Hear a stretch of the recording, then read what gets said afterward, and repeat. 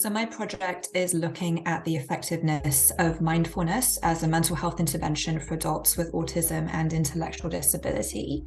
Currently, there's a pretty big gap in terms of evidence-based mental health interventions for the subpopulation of the autism community that has intellectual disability. And that specific subpopulation comprises about 30% of the overall autism community. The reason I'm focusing on adults with autism and intellectual disability is because they tend to have poorer mental and physical health outcomes than the broader autism community as a whole. And the broader autism community as a whole tends to have poorer mental and physical health outcomes than the neurotypical population. So the autism and intellectual disability, or ID, population are in certain ways at a double disadvantage, and we generally just don't have a good idea of how to promote mental health for them. There's a lot of focus on supports and intervention for children, but we tend to see a really big what we call services gap or services cliff for adults. So that's how this need was identified.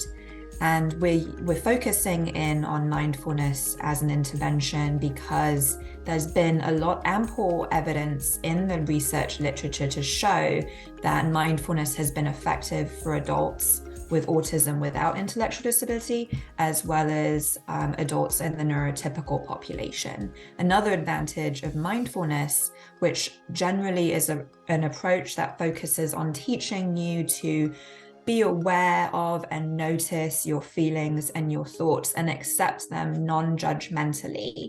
It's got an advantage for adults with autism and intellectual disability because there's a lot of different ways that you can take this approach and make it more concrete and more accessible for adults who have difficulties with abstract reasoning, which tends to apply to this population. We also think that it will have advantages for autistic adults with intellectual disability because there's a few different ways that we can take mindfulness approaches and teach physical approaches to practice mindfulness. For example, tensing and releasing muscles, holding on to objects, taking big breaths. These are all relaxation strategies related to mindfulness that are easier to teach to someone who would typically have communication difficulties, such as this subpopulation. Another element of this is we're targeting the dependent variable of emotion regulation. And the reason we're targeting emotion regulation is because there's ample evidence to show that it tends to underlie a lot of different examples of psychopathology in the neurotypical and the autistic populations, such as depression and anxiety.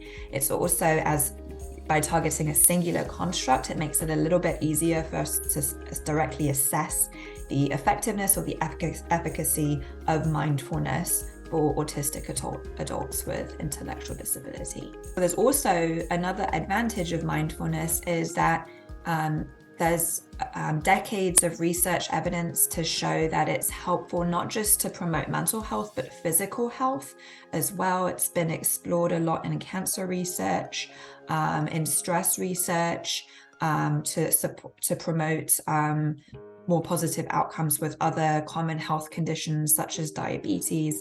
So my hope is that with this intervention, by adapting it to specifically target emotion regulation, this research may also lead to spin-off work that can look at its helpfulness to promote physical health and well-being as well.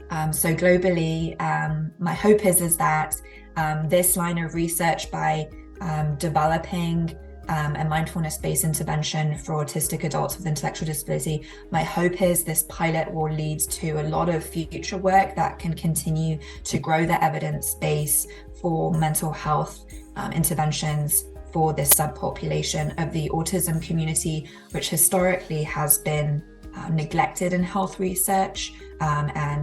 This is really a tragedy because they're at such a great risk for poor health outcomes.